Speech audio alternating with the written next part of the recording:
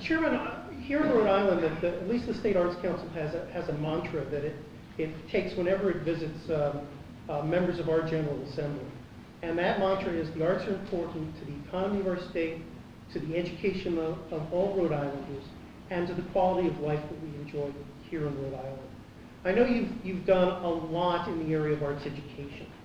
And in particular, you've started to explore the dearth of reading that's taking place, particularly among America's young people. There's been a couple of studies that have been issued by the endowment. I wonder if you could tell us a little bit about those. Well, one of the things that the arts world lacks is really solid data about the impact that the arts have on kids' lives. Because we all know experientially that these things have been important in our lives. What we've tried to do is to get reliable data that indicate the impact on this. And reading is so overwhelmingly clear that it's almost terrifying when you realize this is something we may be losing in this country. Very simple way of explaining it. If you read well, you do better in school. If you do better in school, you tend to do better in the job market. You tend to do actually better in your individual lives, and you tend to become better citizens. And so you can look at this, and we live in a country right now in which 1/3 of American teenagers don't finish high school. One of the major reasons they drop out is that each year becomes more difficult if you don't know how to read. And it tends essentially to cut off so many options in their lives. And so we've been able to demonstrate, and when we can do this down to a point where the people that read vote more, they do volunteer and charity work at 3 to 4 times the level of people who aren't reading. They've become involved in everything from the arts groups. They even do things like play amateur sports. I mean, readers are more likely to exercise, join bowling leagues and things like this. All of these, ways of community affiliation. And so what you start to see is that these things that we tend to think of as largely intellectual, academic, artistic enterprises are things which awaken in an individual essentially a heightened sense of their own destiny as individuals. And if you read, and this is the interesting thing, you tend to take other people's lives more seriously.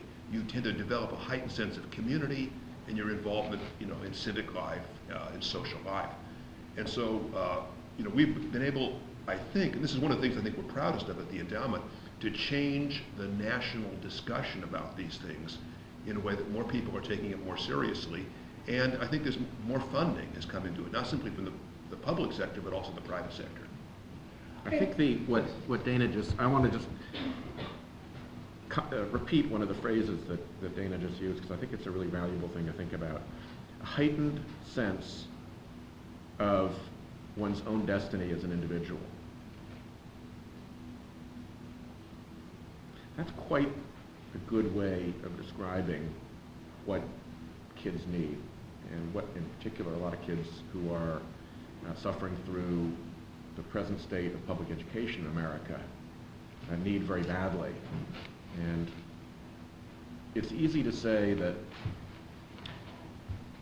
there are kids who are good at the arts, who have a gift, who have a talent, who have a passion, who have something that they want to express.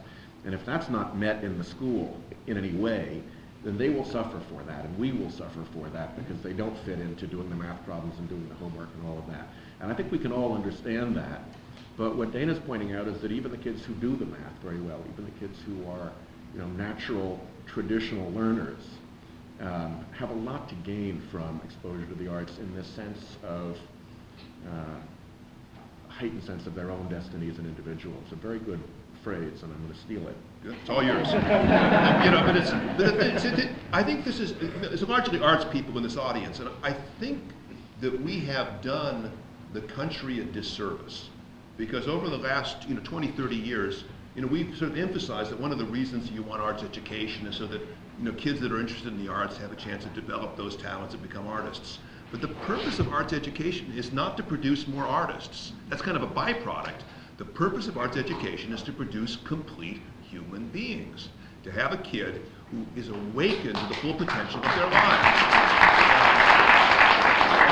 And when you take it out of the schools, you close doors to self-realization, not just to the future actors and future poets and future painters, but to people, in a sense, who are trying to imagine their adult lives. And our society right now is terrible about providing a multiplicity of positive role models for kids to sort of see as possible futures for themselves. I mean, that's one of the advantages of theater. In theater, you see individual destinies unfolding in front of you and see how the choices people make lead to certain consequences. But I think it's really important, if we believe that the future of this country is about the future of the next generation, that arts education plays a fundamental role in the same way that reading and math and sciences do, because if we don't make those available, we're going to lose part of the potential of the future. Well, Senator, I know that No Child Left Behind is up for reauthorization. And I know that one of the perhaps unintended byproducts of that federal initiative was to focus on standardized testing and measurable achievement, all of which are extremely positive.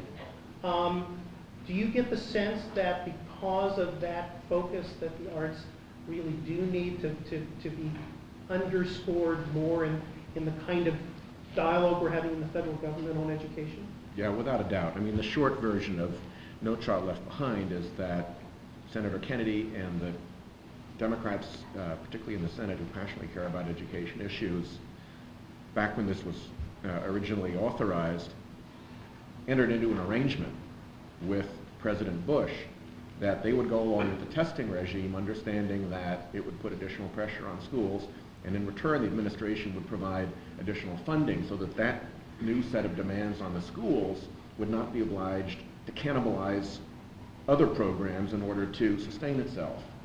And then 9/11 happened, and the president came back and said, sorry, I'll take my side of the deal, but we're not going to help make good on my promise to support the schools. And so now we have this situation, and it varies school by school, but you see arts programs going, you see gifted programs going, you see science labs going, you see after-school programs going.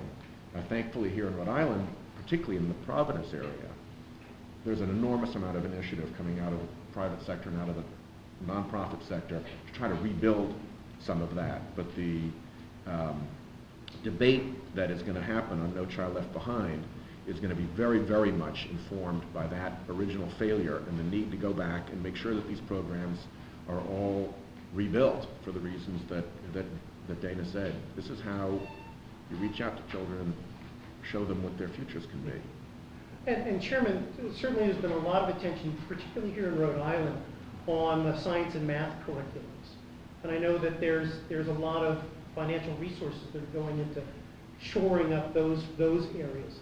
Is there an argument that can be made that the arts complement advancement in science and advancement in mathematics? Well, I mean, the solution is not to shut down something. It's to complete and add and continue to invest in education, because kids need a complete education. I mean, they need everything from poetry to physics, and and we have to make sure that all of those options are available, because life has all of those options for future destinies.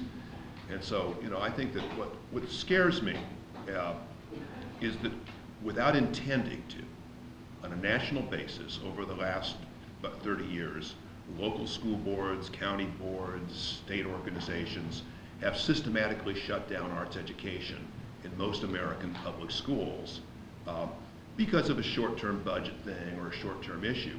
And now, we are in a country where access to arts education is largely a function of your parents' income. And I think that is a shameful situation for democracy.